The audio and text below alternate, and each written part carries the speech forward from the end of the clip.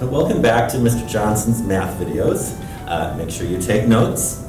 And so we've been studying writing explicit equations for linear functions. We have looked closely at steps 1, 2, 3, and 4, where we write f of x equals, we identify the first y value, we identify the common difference, and we find the number of times the common difference has been added when x is a certain value. So today we're going to look at steps 5 and 6, putting it all together into an equation format, and then simplifying that equation. This will mean sometimes distributing, and then following that with combining like terms. So let's do that now. Steps 5 and 6. We return to the same examples we used when we were looking at step 4 in the previous video.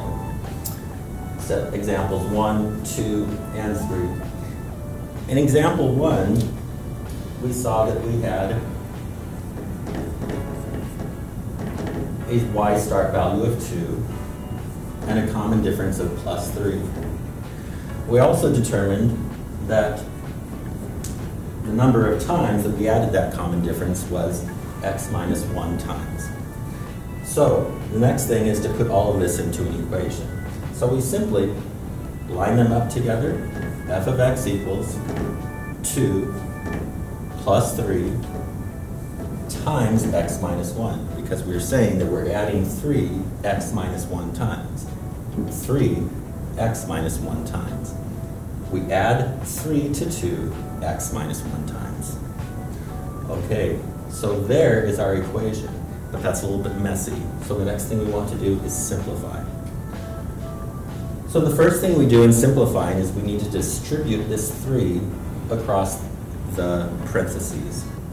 So 3 times x and positive 3 times negative 1. That gives us 2 plus 3 times x is 3x. Positive 3 times negative 1 is negative 3, because a positive times a negative is a negative. Now, the next step, after we've done our distribution, now we need to combine like terms. So what do we mean by combining like terms? That means the terms that have x's in them, we want to combine. The terms that do not have x's in them, we want to combine. So here we have two terms that do not have x's, a positive 2 and a negative 3. We have only one term that does have an x, so that does not need to be combined with anything else. We just carry that down. 2 minus 3 is negative 1, and there is our final equation. F of x equals 3x minus 1. It is customary that we put the x term in front of the term that does not have the x. Okay, so this is our explicit equation for this linear function. Now, we can check our work to make sure this is accurate. It's possible that we made an arithmetic error.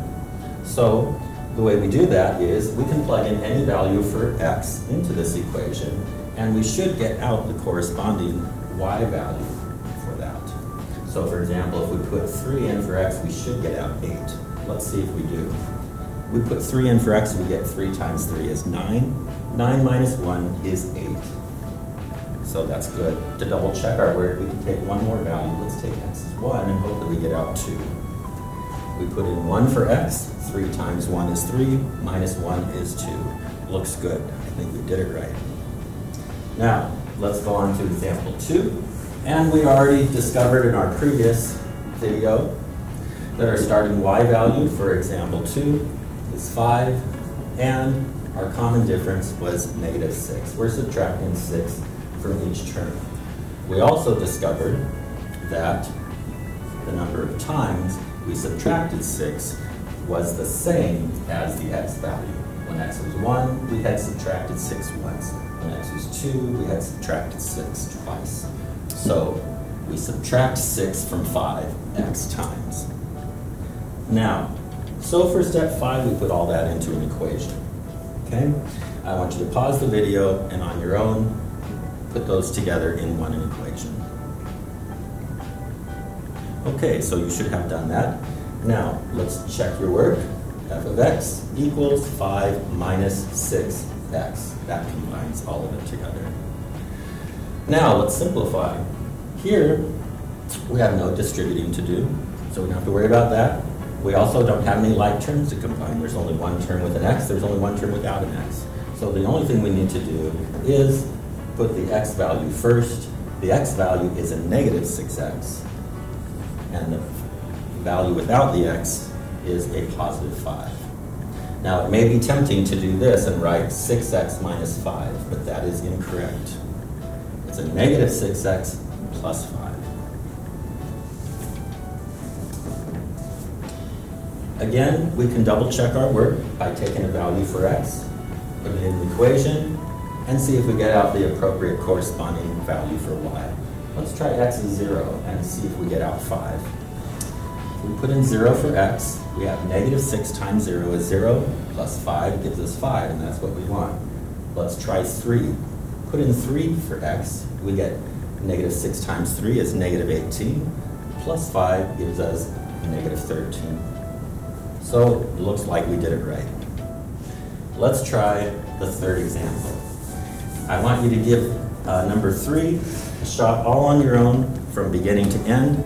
Pause the video.